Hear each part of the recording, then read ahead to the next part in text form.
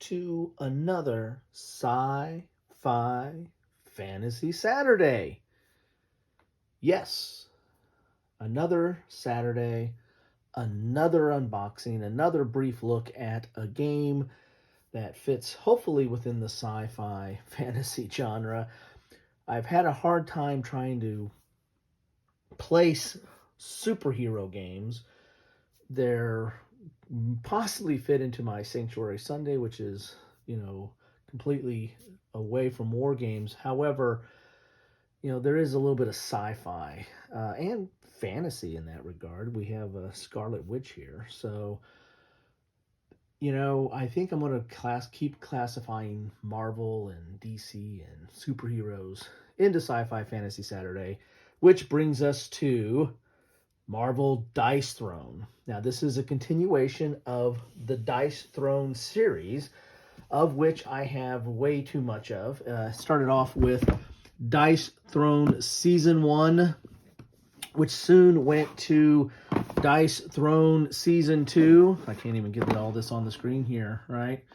Which had several individual units or fighters that you match up against each other. And then they actually did a ReRolled of Season 1 and added some new people to it. So what is this all about? Why do I have so many boxes of this stuff? Isn't it all the same? Well, no, not really. This what started off with Dice Throne Season 1 is basically it's a fighting game. I mean, you're matching up against two combatants. Well, it can be 2 to 4, right? Because you can do team play as well. But you're going head to head, and this is basically Yahtzee on steroid. It's a dice rolling game. It has somewhat of a Yahtzee feel or mechanic, but yet they've layered a whole bunch of other things on top of it. There's a whole bunch of asymmetrical powers, unique abilities. It's actually a little bit of a deck builder, hand management of sorts. You kind of buy cards or get cards and then pay for them to do other special abilities and mitigate some of your dice rolls and add to your other abilities that you have. And so if you're not familiar with this is definitely something that if you like dice rolling games, or if you like Yahtzee type games, and if you like fighting or combat, head-to-head kind of combat games, then this scratches a lot of itches or checks a lot of boxes, whichever way you want to look at it. What this did is this took Dice Throne, which was kind of a anachronistic type. I mean, it had the first season was mostly fantasy, but then they went into gunslingers and samurais and ninjas and all kinds of different kind of factions that went beyond just pure fantasy. This one, or this new series of the Marvel Dice Throne, is just that. It's going to focus on Marvel. So each one of these characters are going to be superheroes, and it's it really nicely fits into a superhero type feel, because each of the characters that you play are very unique, very asymmetrical, and have all unique abilities, unique decks, unique player boards, all that kind of stuff, right? And so it does fit nicely. And this is my understanding, it is all backward compatible, meaning that, I can play Superman, versus, the gunslinger or the samurai, right?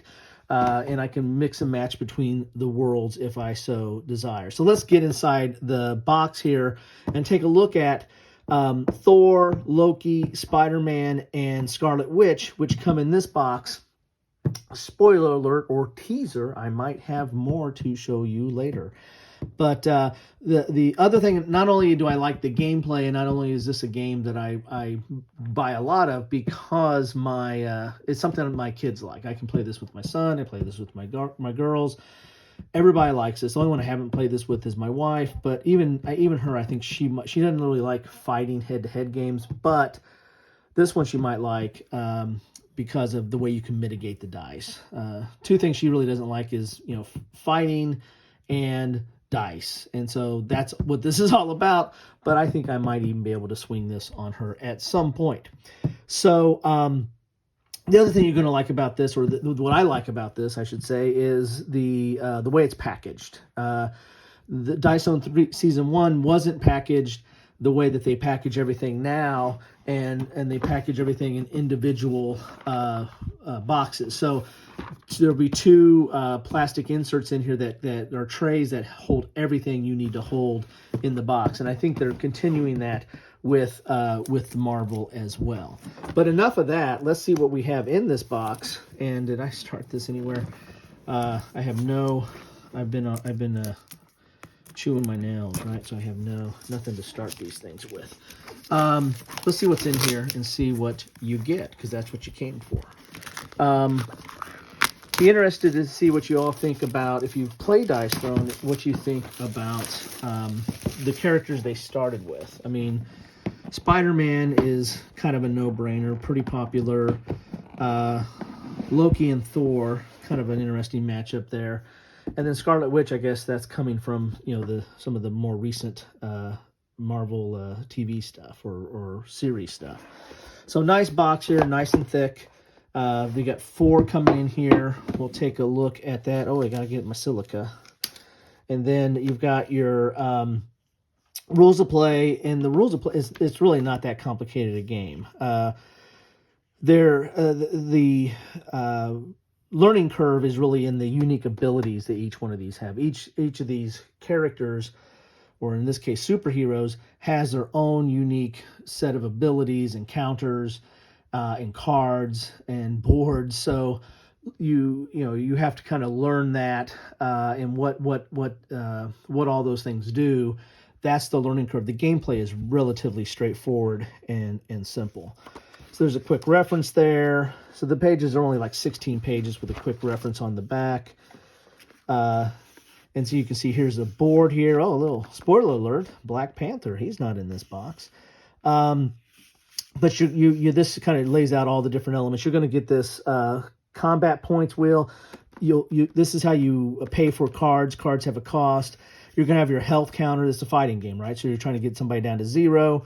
And then this is your own unique board. And as you can see here, there's a lot of Yahtzee type stuff. This is usually small straight, large straight, and then it does special abilities. This is usually your defensive area. Then you have some special abilities, like if you roll this many of a certain die, then you get this ability, or you roll this combination here, you get this. So it's a dice rolling game, right? And then you're going to have your own unique board that tells you if you have any kind of special tokens or anything else in the game. So that's kind of how it's set up there. This is going to tell you the turn phases. Relatively simple and straightforward here. You've got an upkeep phase, income phase. That's where you add up points to your combat points to buy cards. Your main phase, that's where you buy cards. And you can actually get new abilities that overlay these, that are upgrades of these different abilities. You have to do an offensive roll, and you can roll up to 3 times. That's standard. Some characters or cards might let you re-roll stuff. You get a targeting roll phase. That's only if you're in multiplayer. Then you have a defensive roll phase that if it's a defendable attack, some attacks are not defendable, then you get to roll in this area. If you have that, not every character has that. Most do. Then you have a second maze phase where you can buy some more cards, and then you discard down. And then it goes over to the other player, and you just rinse and repeat until someone gets down to 0. And this is telling you about all the different effects. And you got hero upgrades. That's where you upgrade your own board. You got action cards. These help you mitigate the dice rolls or do other things in the game. Talking about all the different types of damage: normal damage, undefendable damage, I kind of mentioned that, pure damage, collateral damage, and ultimate damage. Each character has like an ultimate ability that if you roll its rarest ability, like this is its ultimate right here. So if you roll 5 of these symbols, then you will, and there's only 1 in 6 chance of getting that symbol here. But if you roll 5 of them, you're going to get a special ability.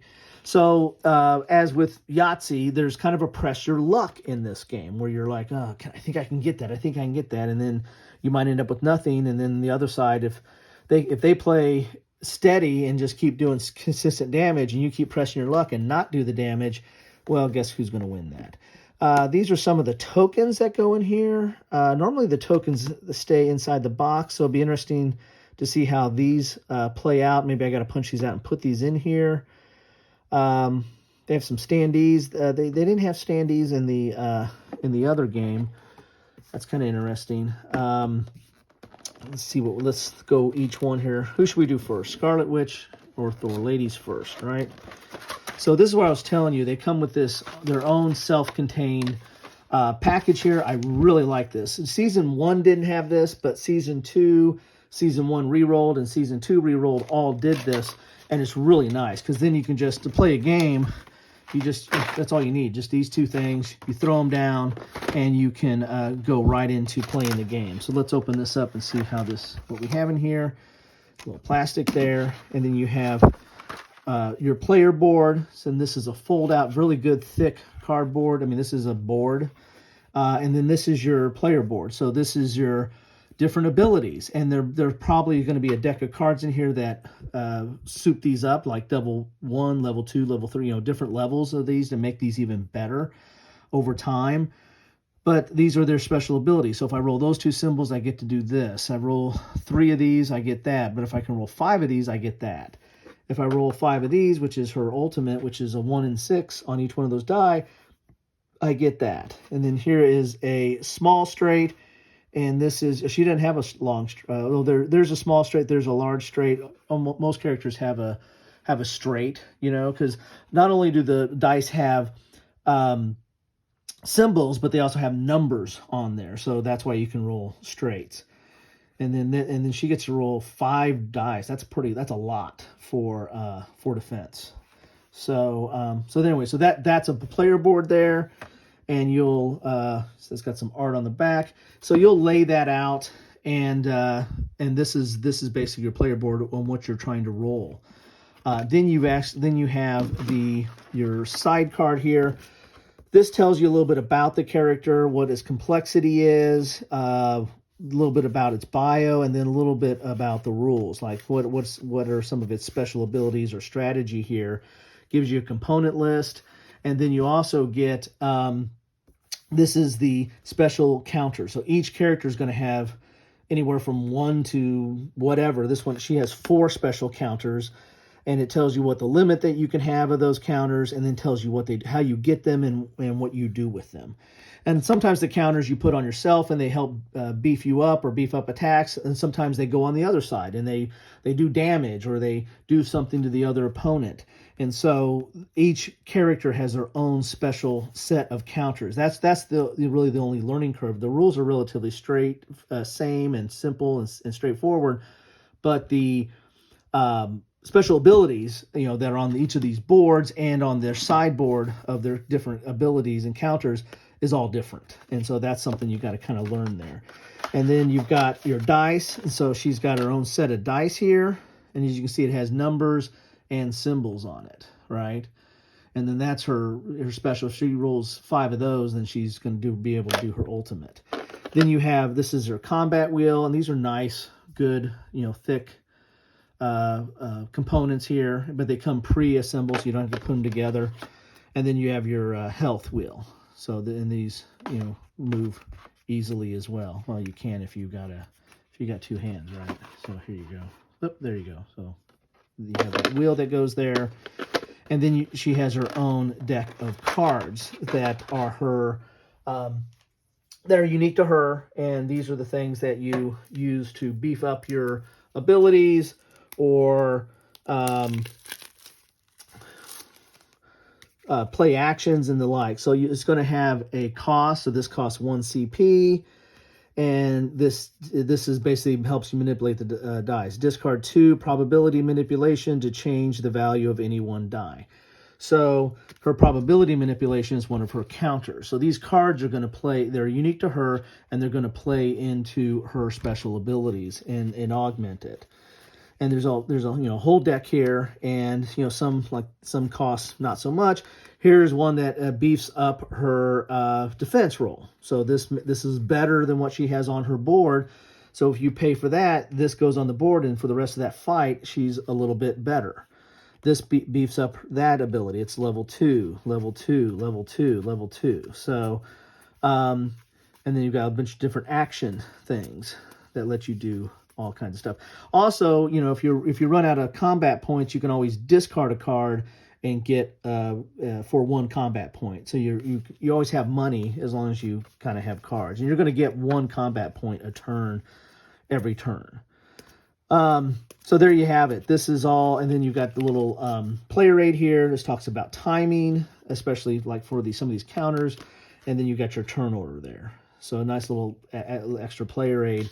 But then she has her own, you know, unique deck of cards. And so, and then her counters are going to be over here now. Now I'm going to have to punch these out. Ooh, a lot of times they come already punched out, so I'll have to punch these out. And which ones are her counters, which are these here. And looks like it's all these right here. So I'll punch those out, and they'll go in this tray over here. And now, once I do that, she's good to go. So anytime I want to play her, all I need to do is this right here, and then I can roll that out and go right into play mode. So then we have Thor. This is his board here. And he has Mjolnir, and he starts out with that, and that's his, you know, magical hammer that he can throw and comes back to him, and that's kind of a special ability he has. And then again, these are all different dice combinations. Here's a small straight, large straight. Here's his defense roll. So he only has 3, where Scarlet Witch had 5. That's pretty interesting. Here's bottled lightning. Here's his For Asgard special ability. That's his ultimate. And the like. So each one are going to have their own player board. And then he has his special sideboard here. Talks about his backstory and some strategy, and, you know, a little bit about what his what you need to do to play him. Then he's got the guard break, electrokinesis, and Mjolnir. And Mjolnir can do quite a bit of stuff. And then it gives you also the allocation of the die. So he's got 1, 2, and 3 are the hammer, 4 and 5 are worthy, and 6 is thunder. So that's Thor. He gets his combat wheel. He gets his health dial, right? And he gets dice, his own set of unique custom dice. So, I mean, it is Yahtzee on steroids, but it's a well-produced Yahtzee on steroids, right? I mean, the production value is very high here. And in each one of the characters play very, very differently. We've played all of them, well, except for the ones I just got here. We've played all of them, and each one of us kind of have our own likes and dislikes for each one. So this is his ability. He is worthy. Change the value of any one of your dice to a 4 or 5.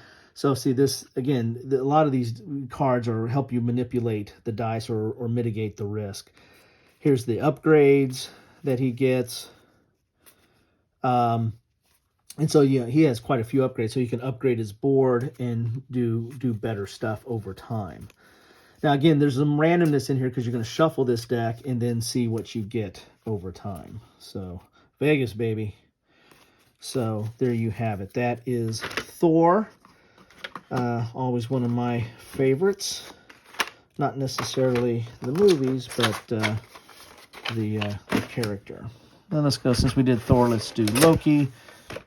Then we'll save Spider-Man for last. So, here's Loki, the trickster. And here's his board. And my understanding here, I've read a little bit about of this game. You know, he's a trickster, right? He's the trickster in the Norse lore and also in the movies and the comics. And I think his character, my understanding is, the people that I've read about this, is that he's a trickster as a character. That if you're playing against him, he's going to mess up a lot of what you're trying to do or change it. And so very frustrating to play against. So... and here he's got a small straight, large straight. He only has 1 defense die, but he's got all kinds of different combinations there. Here is his sideboard. He's got illusion, bag of tricks, spellbound. There's his dice allocation, and then a little bit about him. And he's a complexity 4, and then a little bit about what you need to do to play him or his special abilities. Then, of course, the combat wheel, and they're all unique to the person. They all have their own little art on it, and they're really nice, thick components. His own set of dice, which are very nice, and then his own set of cards. Now, his deck right here, just looking at it, he's got quite a few cards. It feels like he's got more cards than at least the last two that we've seen here. So that might play into his whole, trickery and, messing with other people, that he has quite a few different cards here. So, wow, this is kind of interesting. Partial success, fail, that's kind of different. So I can just tell looking at him, he's going to play a little bit different than the other characters. So, but they say there's only a 4, so we'll have to see that. So, again, his own unique set there of cards, and then we saved the best for last, which is good old Spider-Man. One of my first comics that I wasn't a big comic person or collector, but I did read some of get some of the comic book anthology books for Spider-Man as a kid. And I gave them to my son, which I hope he still has them. Here is Spider-Man's board, and this is Miles Morales Spider-Man. So this is the one from the recent animation. Well, I don't know how recent, several years ago, animation of Into the Spideyverse, and here's Miles Morales. So he's a little bit different, but he is still a Spider-Man nonetheless. So then we've got his special abilities: combo, webbed, and invisibility. His dice allocation, and then how to play him. He's only a 2 complexity, so if you're starting to play this game, that might be somebody you might want to try first. Combat wheel, health wheel, his own unique set of dice, and then his own set of cards. He looks like he's got about the same, maybe the same amount as a Loki. So maybe Scarlet Witch and Thor have a smaller than normal, or maybe these guys have more than normal. I don't know. Well, I'm not a card counter. So, tough getting these off here. So here we go. You got your turn order, and then you've got the different, radioactive blood gained combo. So he gets one of his combo tokens here. And Shashing, Milkshake Me, that's a healing thing. And then he's got his upgrades that do specials. Like here's an upgrade to punch. So if he rolls 5 of that symbol, then he gets to deal 7 damage. And then if he gets on a 4 of a kind, gain a combo. So that's interesting. So he gets a little bit of special abilities there. And the like. So they're all, they're all different and unique. And that's really kind of the whole part of the game, is that you've got all these different unique fighters and abilities that you can bring to bear. So anyway, there you have it. That is what you get in a box of Marvel Dice Throne, the latest edition in the Dice Throne series. As you can see, there's quite a bit in there. I might have all of it. I don't know. I didn't get the dice ReRolled because I had season 1, but or I didn't get ReRolled season 2 either. But I think I've got most of the characters now. Anyway, now I have the Marvel characters. Love to know what you think about this. If you're a big Dice Throne fan, then this is probably a no-brainer. It just brings in new characters, unique abilities. If you've never tried Dice Throne and you're a Marvel fan and you like Yahtzee type dice rolling and combat, head-to-head combat, then you probably need to try this as well.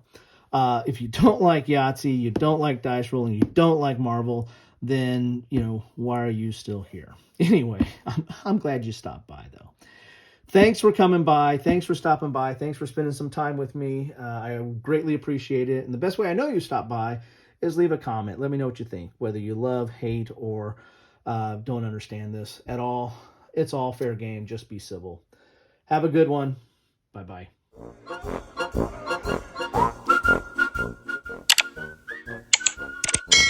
Thanks for watching.